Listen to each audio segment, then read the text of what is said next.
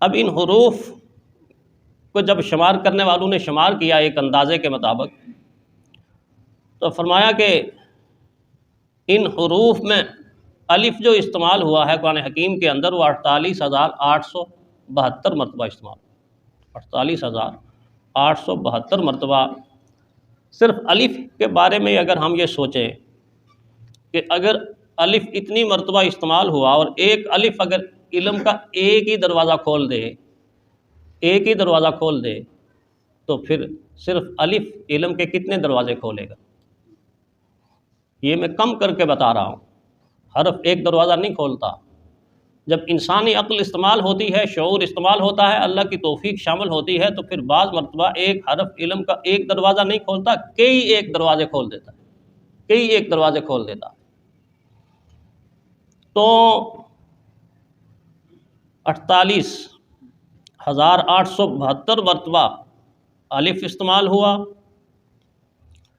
11,228 مرتبہ با استعمال ہوا،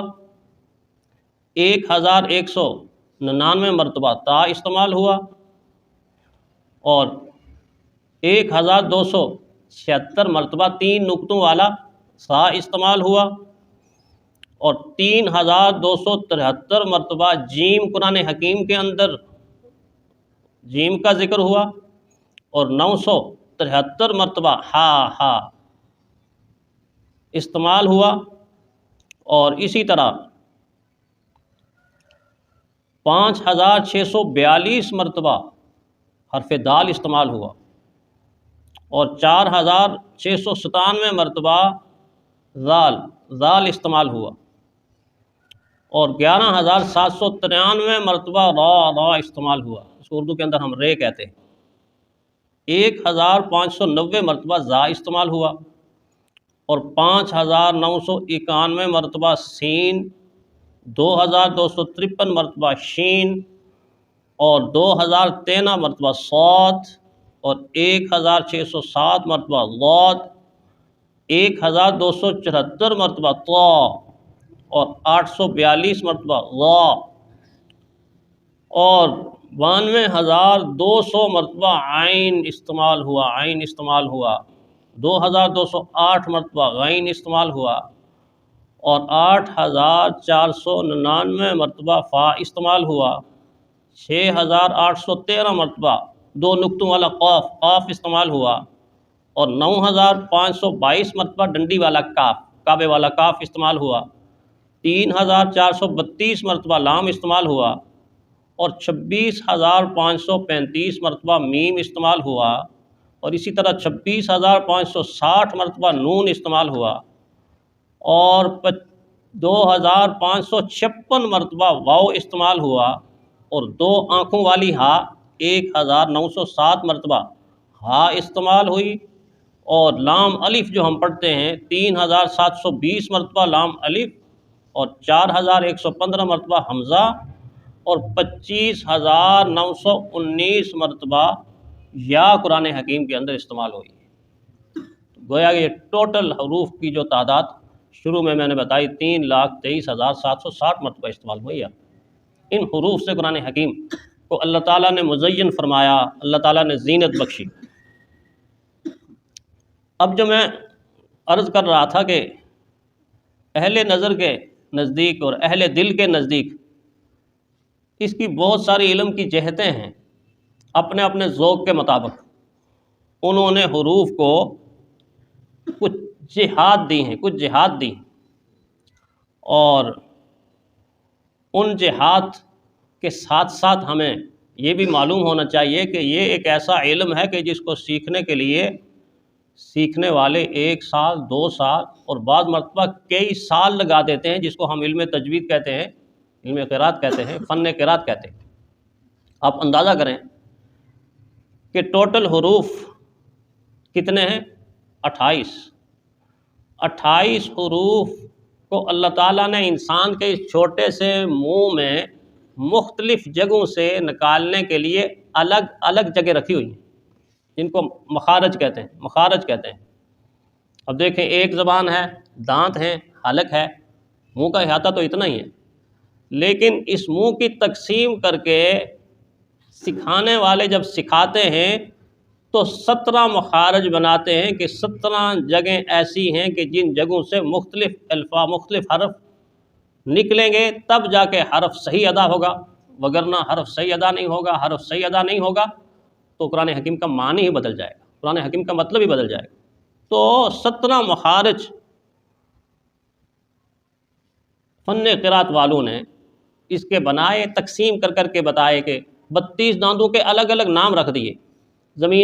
زبان کی دائیں کروٹ، زبان کی بائیں کروٹ، زبان کا درمیانہ حصہ، تالو کا حصہ، حلق کا حصہ، حلق کے پھر 3 حصے، ایسے کر کر کے انسان کے منہ کے اندر ایک ایک جگہ بتائی کہ اس جگہ سے یہ حرف نکلے گا اور یوں لہجہ بنے گا تو یہ حرف صحیح نکلے گا۔ آج تک وہ لہجے جو پیارے پیغمبر صلی اللہ علیہ وسلم کے زمانے میں اختیار کیے گئے، وہ لہجے بھی محفوظ ہیں، حروف کی اسی سطح پر محفوظ ہیں۔ تو ایک جہت ان حروف کی حضور صلی اللہ علیہ وسلم کی ذات اقدس کے ساتھ بھی منسوب کی گئی۔ ایک تو یہ ہے نا کہ الف سے لے کے یا تک قرآن حکیم حروف کا مجموعہ، ایک جہت یہ سامنے لائی گئی کہ ان حروف میں سے ہر حرف حضور صلی اللہ علیہ وسلم کی کوئی اعلیٰ صفت ہمیں بتاتا ہے، اعلیٰ صفت کی طرف نشاندہی کرتا ہے۔ چنانچہ فرمایا کہ الف رحمت کائنات صلی اللہ علیہ وسلم کے اعلیٰ ہونے کی طرف اشارہ کرتا ہے، الف حضور صلی اللہ علیہ وسلم کے اعلیٰ ہونے کی طرف اشارہ کرتا ہے۔ با پیارے پیغمبر صلی اللہ علیہ وسلم کی صفت بشیر ہونے کی طرف اشارہ کرتا ہے، اور تا حضور صلی اللہ علیہ وسلم کی صفت تنویر ہونے کی طرف اشارہ کرتا ہے، اور سا حضور صلی اللہ علیہ وسلم کی ثابت قدمی کی طرف اشارہ کرتا ہے، اور جیم رحمت کائنات صلی اللہ علیہ وسلم کو جو جلال خداوندی حاصل ہوا اس کی طرف اشارہ کرتا ہے، اور ہاں حضور صلی اللہ علیہ وسلم کے بارے میں بتاتا ہے کہ آپ ہی دراصل حبیب خدا ہے، حبیب خدا ہے، اور خواہ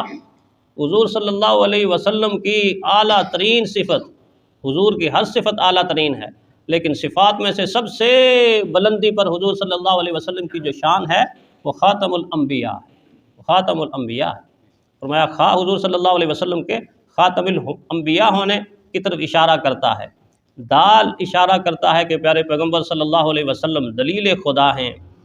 زال اشارہ کرتا ہے کہ رحمت کائنات صلی اللہ علیہ وسلم ذی شان ہیں، شان والے ہیں،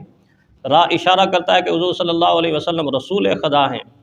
زا اشارہ کرتا ہے کہ پیارے پیغمبر صلی اللہ علیہ وسلم زینت کعبہ بھی ہیں، زینت کائنات بھی ہیں، زینت کعبہ بھی ہیں، زینت کائنات بھی ہیں،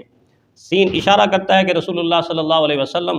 سراج منیر ہیں، سراج منیر ہیں، شین اشارہ کرتا ہے کہ حضور صلی اللہ علیہ وسلم شفیع المذنبین بھی ہیں اور شمس الہدا بھی ہیں،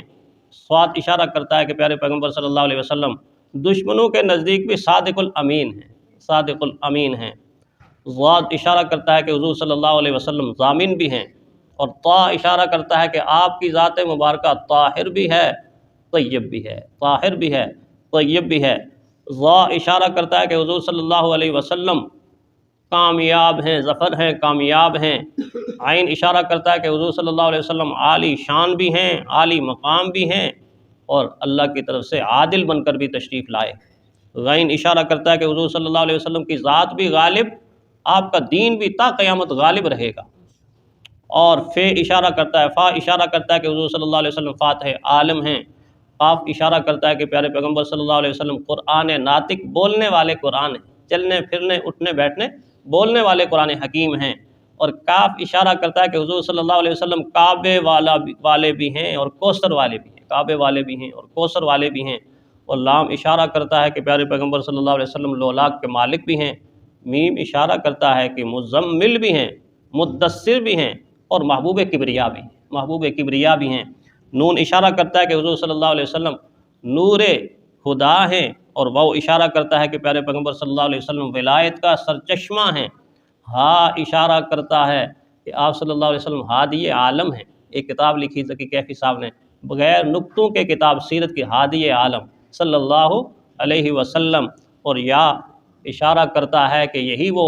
ہستی ہے کہ جن کو اسی قرآن میں یاسین کے لقب سے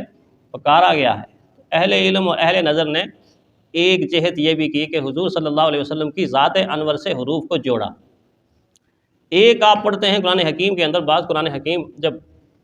آخر میں سورہ ناس آپ تلاوت کرتے ہیں تو سورہ ناس کہ بعد قرآن حکیم کی 2 دعائیں لکھی ہوتی ہیں۔ ایک بڑی خوبصورت دعا کسی نے لکھی، کسی اہل دل نے لکھی، اتنی خوبصورت دعا، اتنی اچھا اس میں حرفوں کو استعمال کیا گیا، حرفوں کو آپ میں سے اکثر لوگوں نے پڑھی ہوگی، بس وقت تھوڑا ہے تو میں چاہتا ہوں کہ اسی دعا کے ساتھ اختتام کریں۔ بڑی پیاری دعا ہے اور اس دعا کو سمجھنا بھی ہے کہ جب ایک ایک حرف کو استعمال کیا گیا ہے تو دعا مانگنے والا کیا چاہتا ہے کہ ایک حرف سے صرف ایک نعمت مانگ رہا ہے، لیکن ایک نعمت نہیں مانگ رہا، جتنی مرتبہ وہ حرف قرآن حکیم کے اندر استعمال ہوا ہے جو ابھی میں نے بتایا، گویا کہ اتنی نعمتوں کا وہ طالب ہے کہ اللہ اتنی نعمتیں مجھے عطا کر دے۔ وہ بڑی پیاری دعا ہے، اللہم ارزقنا بکل حرف من القرآن حلاوۃ وبکل جزء من القرآن جزاء،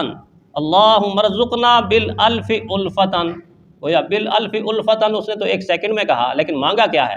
اے اللہ 48,872 الفتیں اور محبتیں اور چاہتیں اور شفقتیں اور مہربانیاں مجھے عطا کر دیں۔